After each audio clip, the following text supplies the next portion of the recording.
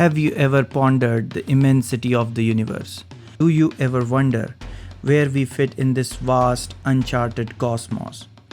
These are the questions that have puzzled and intrigued humans for centuries. The universe, an endless expanse of space, is home to an infinite number of objects. There are stars, constellations, galaxies, and even more beyond our current understanding. These celestial bodies are the building blocks of the universe, each with their unique characteristics and mysteries. Stars, the twinkling lights we see in the night sky, are actually massive celestial bodies. They are so far away that the light we see today started its journey years, even centuries ago. Each star is a sun, just like ours, burning brightly in the void of space. Constellations, on the other hand, are patterns of stars in the sky. Our rishis used these patterns to navigate and observe this universe, and named them nakshatras, created immortal shastras and puranas in the form of stories. But in reality, these were the research of their scientific acumen and endeavor. It was written from our perspective here on Earth. Among all these celestial bodies, there are countless systems, solar systems, much like our own, with planets orbiting a star. There are also comets, asteroids, and satellites, each playing their part in the grand cosmic ballet. And what about life? In this vast cosmos, could there be other species living and thriving in their own systems? Could there be humans, animals, insects, birds, and beings we cannot even imagine? The possibilities are as endless as the universe itself. Yet, in this grand scheme, we find ourselves on a seemingly insignificant tiny planet. Earth, our home, is just a small speck in this cosmos. But it's a special speck. It's the only place we know of that supports life. So where do we fit in this vast, uncharted cosmos? We are explorers, learners, stargazers, seekers. We are a product of this universe, and in our quest for understanding, we are bringing the universe to life. To summarize, the universe is a vast and intricate tapestry of celestial bodies. Stars, constellations, galaxies, and countless systems make up this cosmos.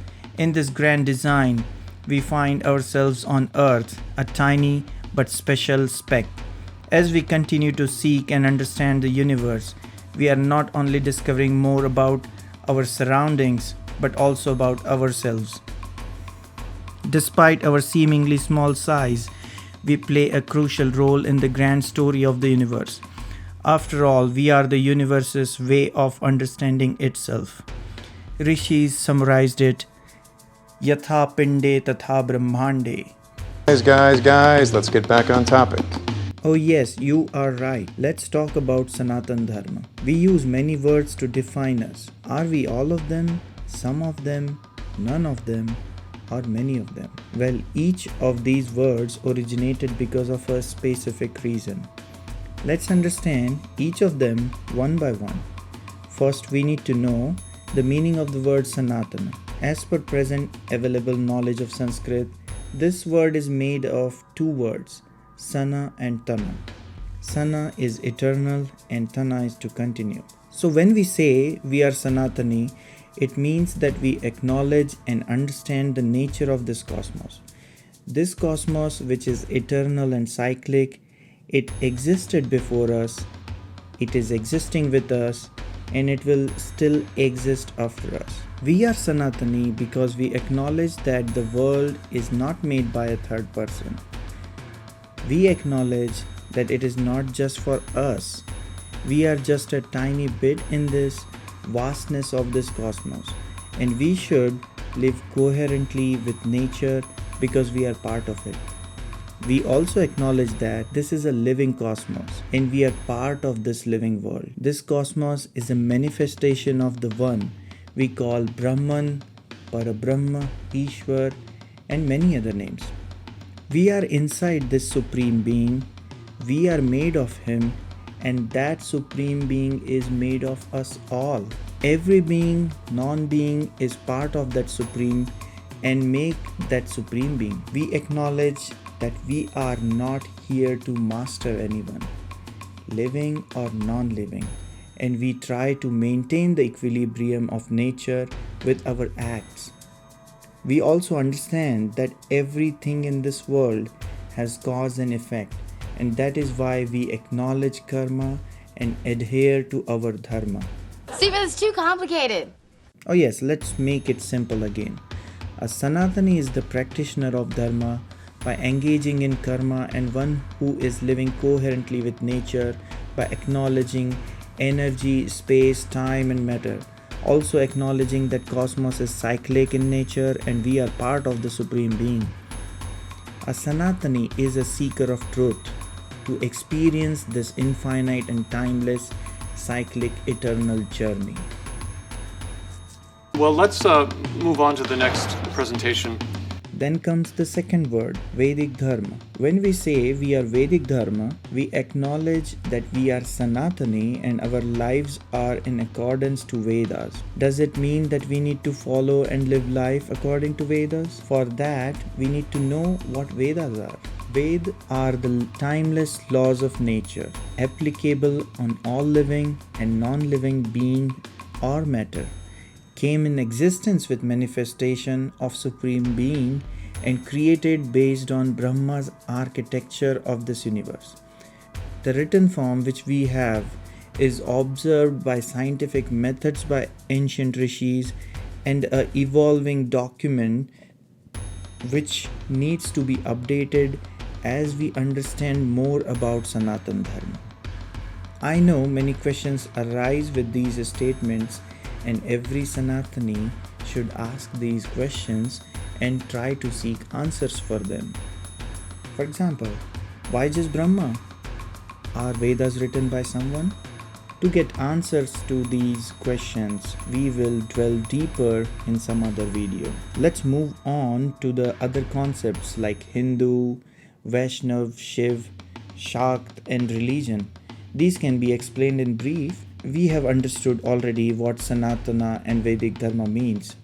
When we reduce the scope of Sanatana and Vedic Dharma to a geography and include civilizational and political aspect, it becomes Hindu. A Hindu is a human being who lives between Himalayas to the north and Indian Ocean to the south. This is a term given to us by foreigners and limiting us in geography. This happened in last 200 years. Before that, we considered, and even natives of earth considered themselves Sanatani before conversion or their annihilation. Because Sanatana Dharma, as we understand before, applies to the cosmos and everything in it. It is not confined to a geography, race, color of skin, tradition, culture, none of those. This brings up many questions like, if someone is born and lives out of present day Bharat, would they be Hindu? A Hindu is a geographic term, as I said. You wouldn't be a Hindu, but wherever you are in cosmos, you would always be Sanatani. Sanatana Dharma applies to every being, matter, aliens, believers, non-believers. It is universal. Its effects are universal. Its effects can be observed universally. If a new species on earth is born, they would also observe the same. Does it mean I am suggesting not to use term Hindu? No. Hindu is a civilizational term and necessary whenever we are referring to our geographic, cultural and traditional origins. But when someone wants to know about who you are, the answer in my opinion should be Sanatani. Now let's talk about Vaishnava, Shiva and Shakta traditions. These traditions are outcome of observations, research, specialization and from subject matter experts on manifestation of Supreme Being, which can be called Ishwar, Sadashiv, Mahavishnu, Chandi or many names, and practice way of life as per those traditions. These traditions focus on learning about Vishnu, Shiva and Shakti manifestations. These are branches of Sanatana Dharma as per their own shastras. I understand this definition brings many questions from a seeker, and they are valid questions. Over time, experts on these shastras or panths lost this knowledge due to lot of invasions and Abrahamic conquests. We will seek and explore in detail about how it all connects to one tree and which would end this discussion of separateness. We will discuss this as well in a separate video. To conclude for this video, we learned that who we are Sanatani following Sanatana Dharma. Satyamev Jayate.